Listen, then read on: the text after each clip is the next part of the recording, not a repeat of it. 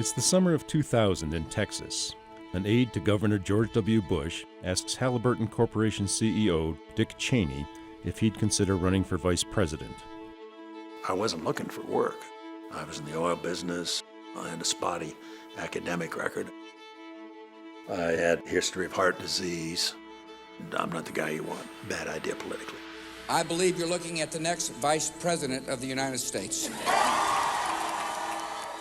He said, you're the solution to my problem. Big experience in foreign policy and defense. That's what Dick Cheney brought to the table. And in September 2001, that experience was urgently called upon. 2 airplanes have crashed into the World Trade Center. Nobody anticipated that it would come the way it came on 9/11. It was absolutely total chaos. Seemed like Armageddon. What's next? When the day arrived, this is everything he had been preparing for. The president is away on Air Force One.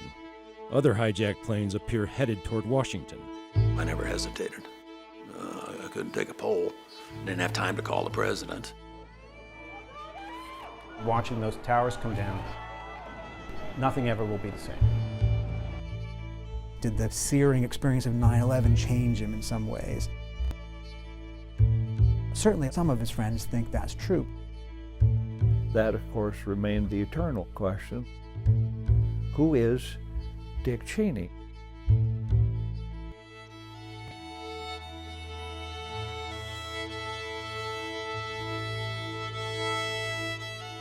Time travels on. Things change. I don't know how long I'm going to be around. It's up to me and others who participated to explain what we did and why.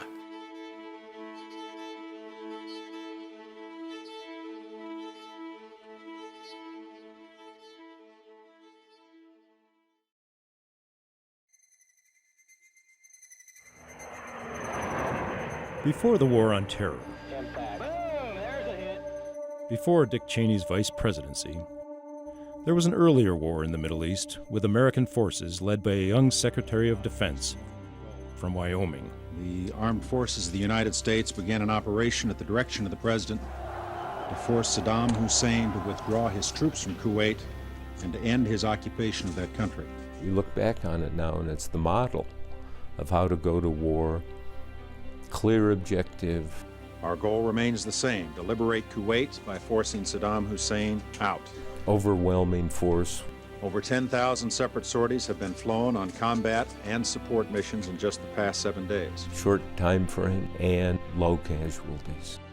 Then we got the rest of the world to pay for it. What better way to fight a war than that? We had an objective, we achieved our objective, and we weren't going any further.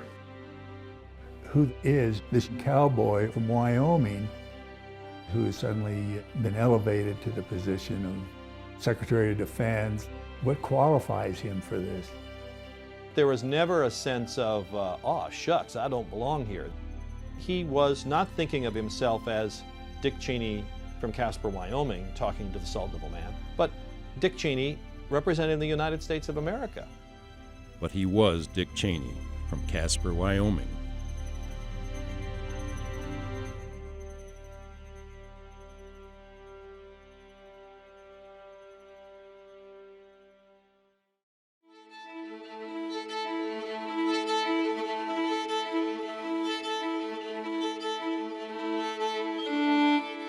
When Dick Cheney was 13, his family moved from Nebraska to Casper, a small city built on the oil industry, but a large influence in shaping the future vice president.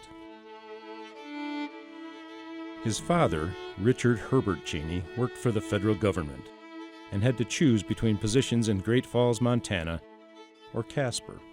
He chose Casper. He was working for a New Deal agency, the Soil Conservation Service, created the deal with the Dust Bowl and those kinds of problems. His father was a William Jennings Bryan Democrat, a committeeman in Nebraska. On the Cheney side, his great-grandparents homesteaded in Nebraska in the 1880s and lost their farm to drought. His grandfather was part owner of a bank that went under in the Great Depression in the 1930s. But affected Dad his whole life, as it would anybody.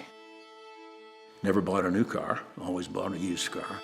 Said you could get just as good a car for less money. He saved money out of his paycheck every single day of his life. My mother's father had a 6th grade education, owned small cafes, was a meat cutter. Worked on the Union Pacific Railroad after the war started, cooking for section gangs. He urged my folks to send a telegram to FDR announcing my birth, because my birthday was the same as President Roosevelt's. When I was born, he turned 59 that day. My family on both mom and dad's side were all Democrats. So I was the first Republican probably since my great-grandfather who fought in the Civil War on the Union side.